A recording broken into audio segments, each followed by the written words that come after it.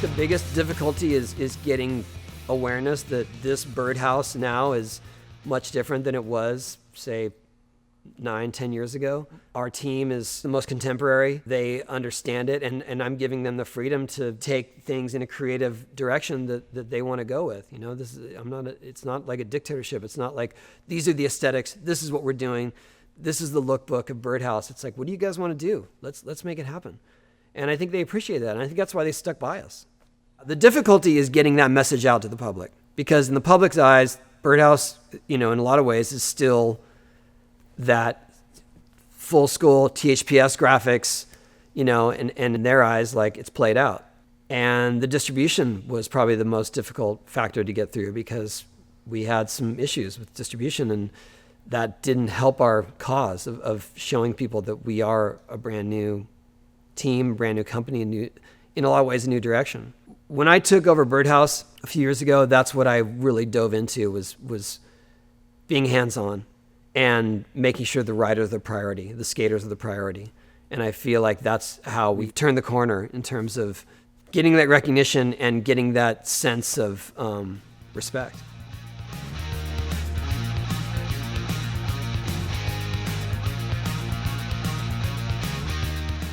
I've just always enjoyed people that think differently and that aren't concerned with what people think of them. Jeremy Klein is like the premier example of that. It's not just the hijinks, but it's more the fun. And I've definitely had my share of hijinks with them, and I enjoy the chaos. I enjoy the sense of uneasiness. I liken why I'm drawn to these skaters that are a little bit chaotic but also very creative to Andy Kaufman.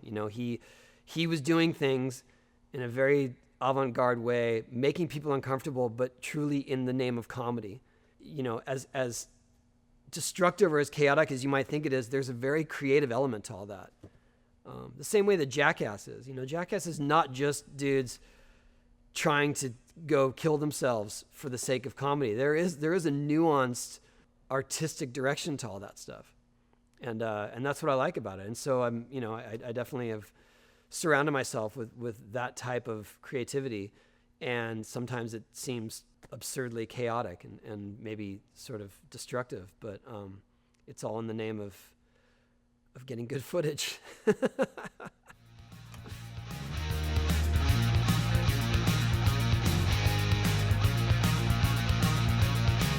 I'm hugely proud of Lizzie, firstly, because there is a lot of responsibility on her. There's a lot of focus on her, and she wears it well. She accepts it, but at the same time, she doesn't think of herself as some ambassador to women's skateboarding. She just wants to be a good skater. And that shines through everything she does. And when I first got her on the team, I had a heart-to-heart with her that I feel like she could be, really the future of women's skating, and that she has the potential to be one of the big names of skating. I don't know how else to explain it, but she has the potential to be very successful in skating. I feel like she took that to heart, but it wasn't until the last year or so that I've seen her really put that into motion. And with a crazy work ethic. I mean, she just finished her Thrasher part, and she's straight into trying to finish Birdhouse Saturdays, and that's a lot of pressure for anyone. She is hardcore skater, and I'm really proud of her.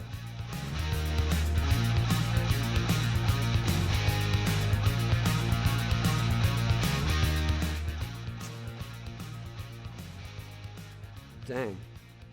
Mark Gonzalez, in his days of Blind, he was a firestorm of creativity.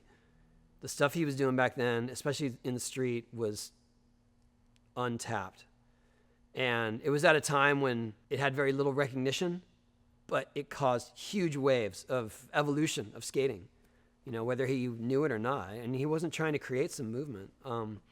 That video, like Blind Video Days, that was a revolutionary moment in skating. And I believe that Mark Gonzalez was leading the pack in that. And I would have loved to have worked with him in those days, but we were all on our own deal.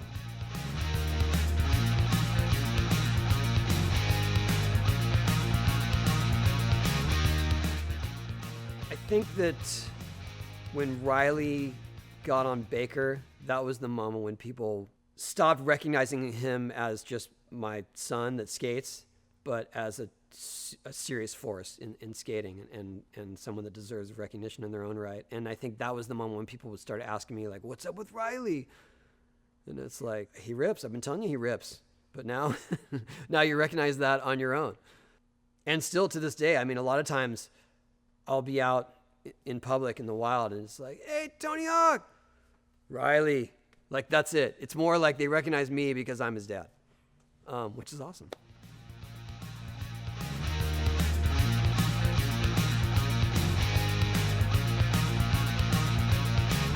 I saw the impact of social media early on through Twitter, and I saw how news would spread very quickly and how you could get a message out to a big audience without having to spend huge marketing dollars and talk to ad agencies and things like that. And it was all very direct and honest, and you're literally reaching your demographic immediately. So I saw that, and then I saw how Instagram was a very intuitive way to do that through visuals. And then everything exploded with YouTube and Facebook, and now it's like social media is equally, if not way more important than traditional advertising media.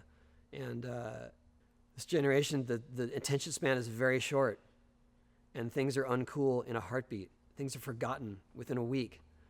And so you got to stay on top of it, but I'm up for the challenge.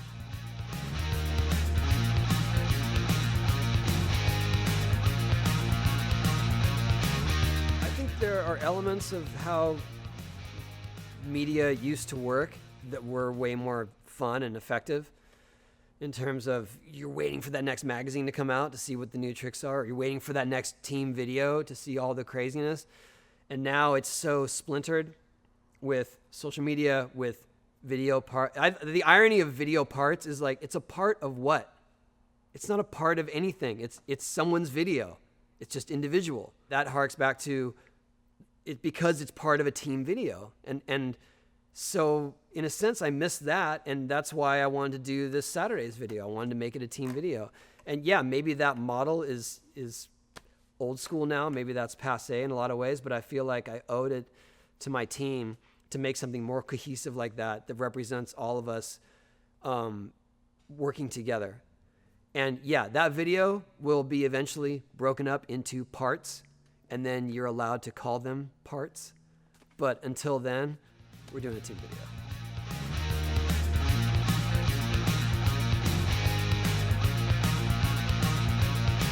When we set out to rebuild the chin ramp, the entire directive of that was to recreate that invert photo.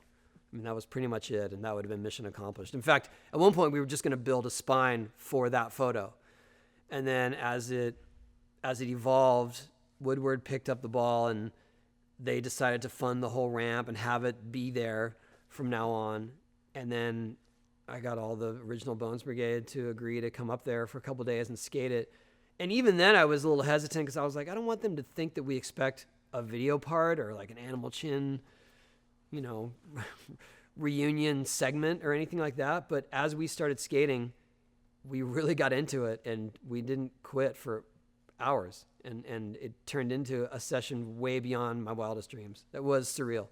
It was surreal to see the ramp again rebuilt, but it was even more surreal to be up on the deck with Mike and Lance and Steve and even Tommy, to be up there with those guys, and Christian Osoy, Kevin Staub.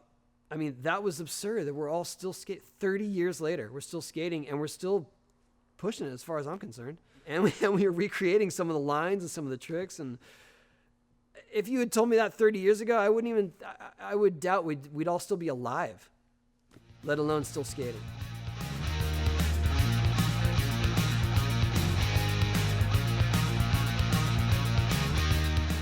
Meeting the president a few years ago, President Obama, skating in the White House without permission.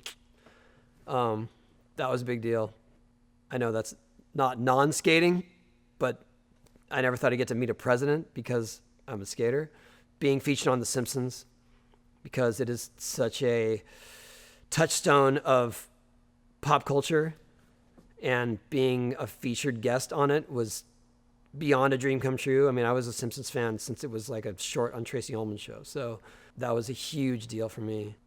Beyond that, I don't want to say it's one in particular, but getting to skate in places like Cambodia and Ethiopia and Sierra Leone, literally a bombed out school in Sierra Leone because that was the only concrete around, and taking kids for rides on it while they screamed in glee and called it roller boogie was huge.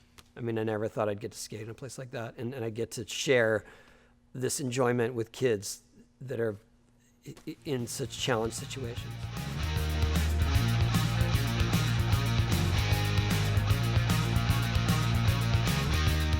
I don't want to give too much away about the video. I mean, the video's called Saturdays. It features our team.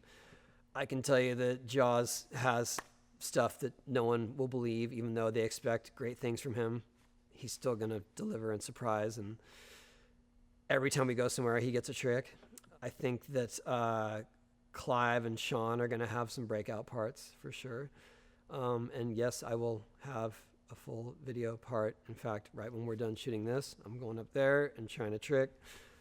But I'm pretty happy because I feel like I already have enough for a full part. So anything I get now is just gravy. And I hope you like what we have to offer.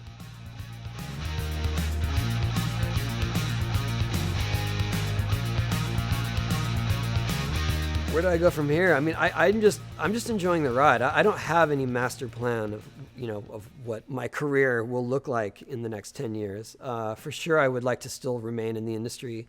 I would still like to foster the companies I helped to develop, Birdhouse, Hot Clothing, our foundation for public skate parks. I'd like to take that work on a more international level and skate as much as possible.